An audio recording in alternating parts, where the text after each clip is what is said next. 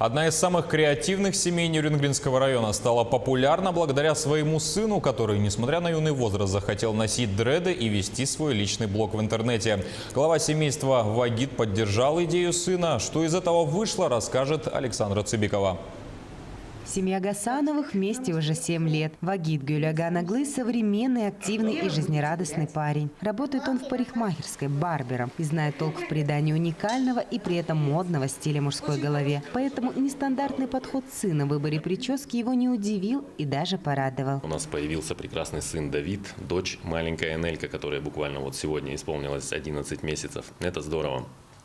Ну, насчет креативности не знаю, мы не делаем ничего такого прям сверхъестественного, то есть это просто все идет от души. С Давидом они работают в команде. Друзья, партнеры, которые объединяют свои усилия для достижения поставленных целей. А домохозяйка Теона любит побаловать своих домочадцев блинчиками и, собравшись за столом, дружно порадоваться успехам самых маленьких членов семьи. В последнее время все за здоровый образ жизни.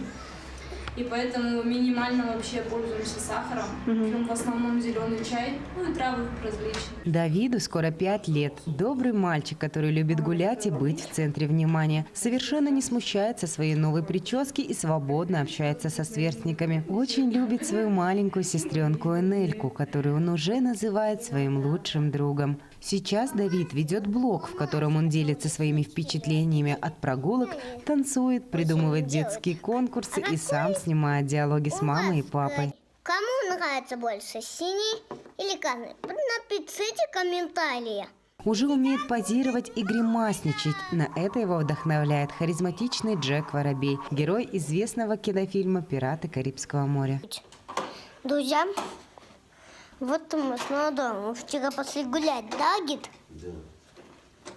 И скажи, мы вчера пошли гулять, пошли в магазин, и мы опоздали на горку. Почему опоздали? Мы никуда не опоздали, мы пришли еще и на горке покатались. Александра Цыбикова, Лилия Ягудина, Нерюнгри.